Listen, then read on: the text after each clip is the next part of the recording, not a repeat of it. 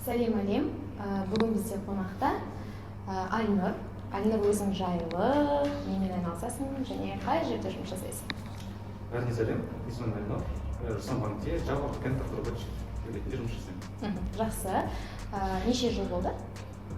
2 жылдай болды. 2 жылдың көлемінде, иә. Альнұр, енді мен кеше сен LinkedIn-іңді ақтарып, көріп шықтым сен туралы мәліметтерді. Оказывается, өте көп мәлімет екен. Соның ішінде сен ЖТК атындағы физика-математика мектебін бітіріп, осы Алматы қаласында АОС университетіне түскен екенсің, иә?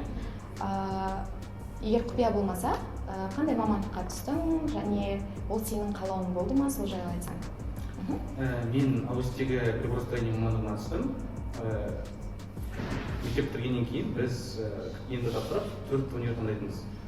Мен негізі түскім келген жер IT саласында МУИТ университеті болған. МУИТ және жаңағыдай Казгуға бердім. IT жаңағы ФТИПО и мамандықтарына.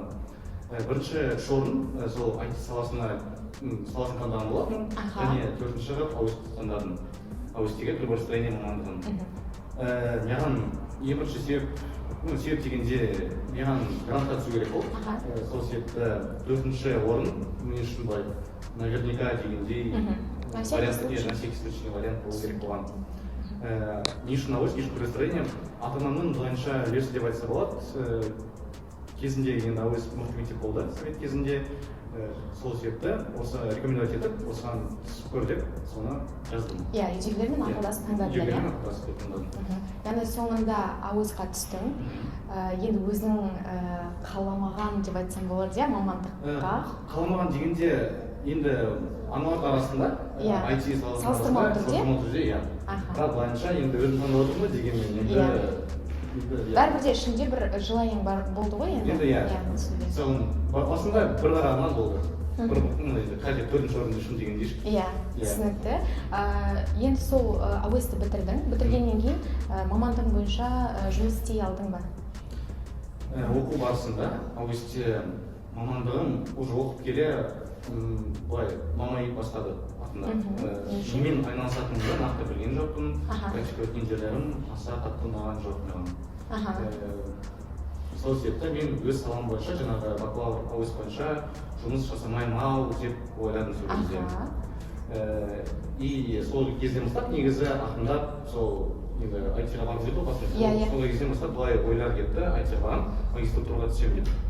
Магистратураға түстің, иә? Қай университетке?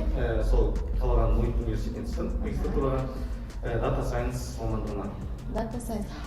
Менде қызық сұрақ, неге Data Science? Енді IT саласында мамандықтар көп қой, неге именно Data Science-қа бардың?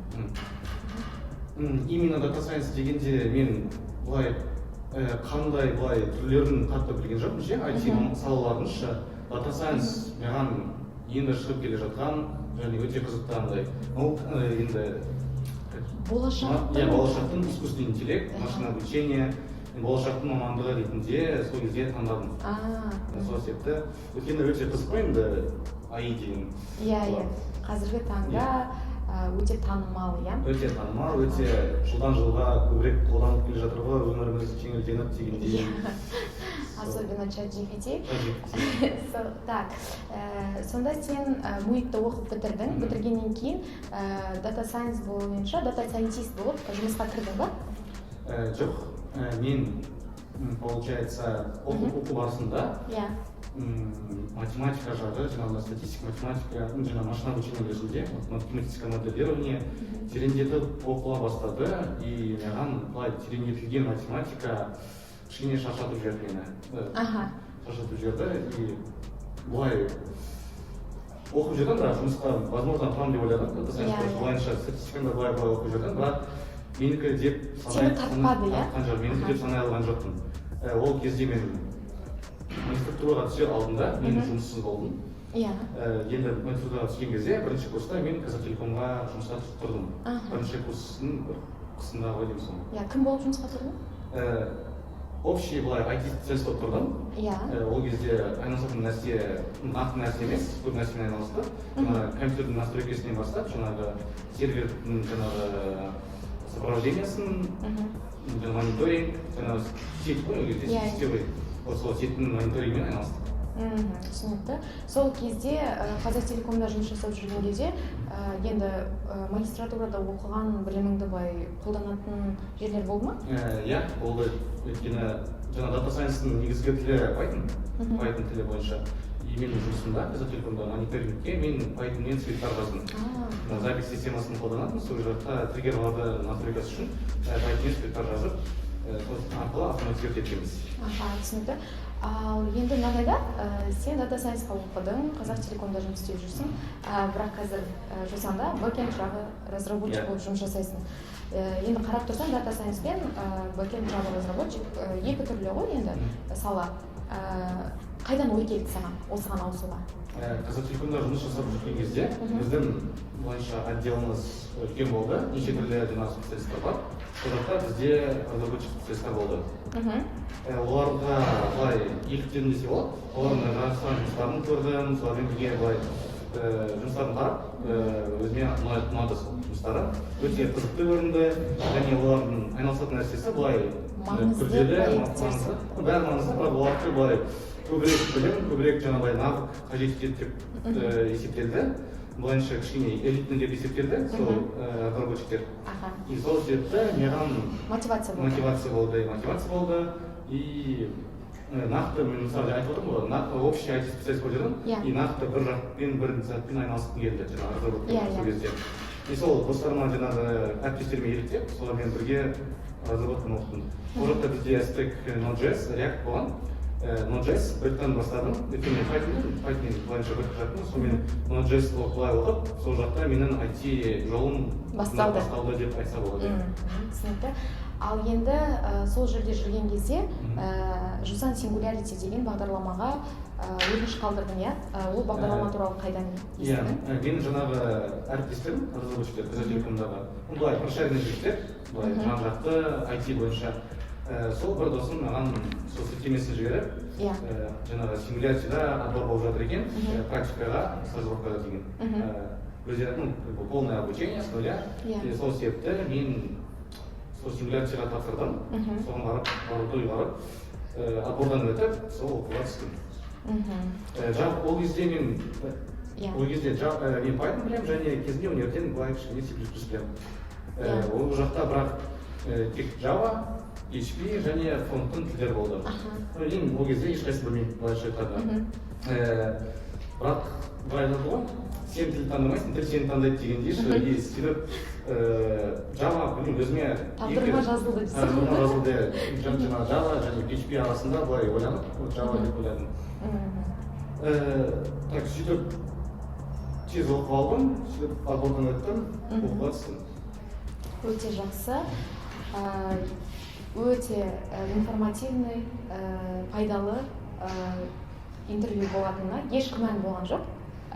Өткен сенде өте үлкен бэкграунд, яғни өзің не нәрсені қаладың, сол нәрсеге қазір жетіп отырсың. Ол деген сенің табандылығыңды білдіреді. Осында келгеніңе, басқа адамдарға пайдалы бола алғаныңа үлкен рахмет саған. Енді мынандай бір сұрақ, технический десем, осы Java, Backend, немесе OOP, Spring айналасында бір тақырып туралы өзің қазақша түсінікті тілмен айта кетсең.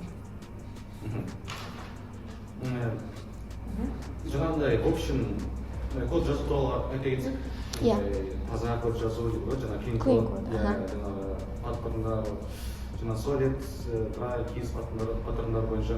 Былайша қалай таза код жазамыз дегендей сол бойынша айтсақ. Ал таза код деген ол не үшін еді? Не үшін қолданылады? Кімге керек деген ол?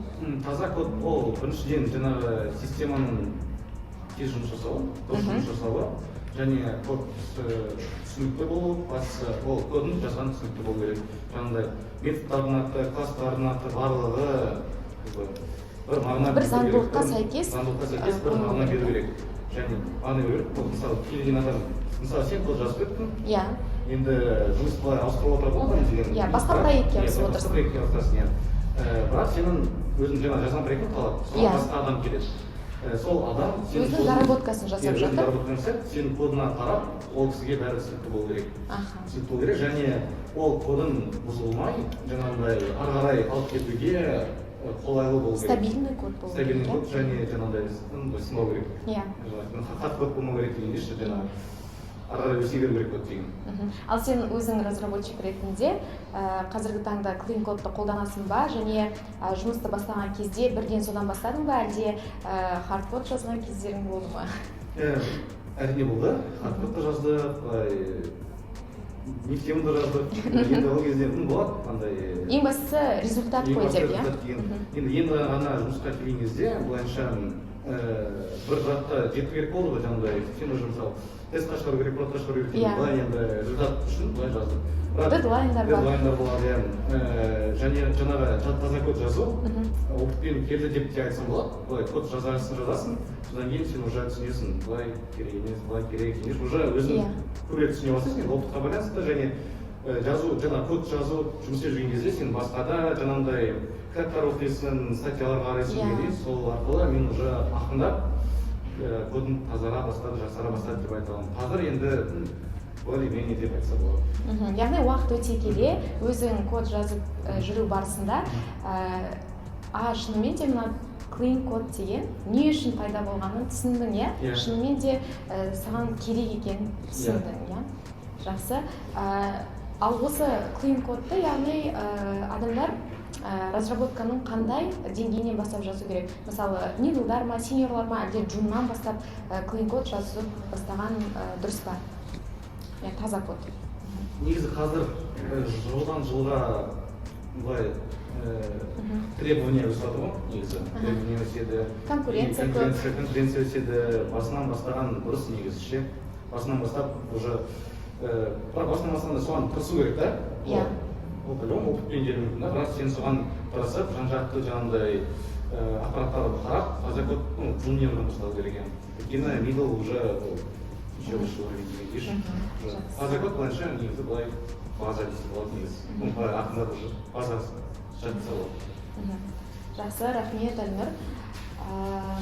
Жалпы менің рубрикамның соңында мынандай бір саған сыйлық жасағым келіп отыр. Жаңа ғана айтып кеттім, иә, табанды адамсың, өз мақсатыңа жетпей қоймайтының көрініп тұр. Ары қарайда сен бағындыратын шыңдар көп болсын. Осы мақсатта осындай набор, мұнда енді орыс тілінде жазылып тұр, қазақша аударған кезде сен кез келген шыңды бағындырасың, немесе сен бағындырмайтын шың жоқ деген мағынада осыны саған келгеніңе үлкен рахмет, өте жақсы сұхбат болды. Саған да көп рахмет, Нәзира. Осындай тәжірибе мен үшін, осындай сыйлыққа рахмет, шақырғаныңа рахмет. Өте қызықты болды. Былай гүлганатпен бөлісу деген осындайға жетіп жатқан өзі маған қуаныш. Сол себепті көп рахмет саған. Осындай ары қарай жолынан таймай, дальше да осындай проекттар жүргізе бер. Рахмет. Дами бер, ары қарай кодымыз таза болсын, сенер болып, теңдек болайық деп айтпайыншы. Жақсы, әмин. Жақсы, рахмет. Ендеше сау, саламатта болыңыздар. Рахмет. Осы жол жақсы. Мама, енді күнде күн шығады.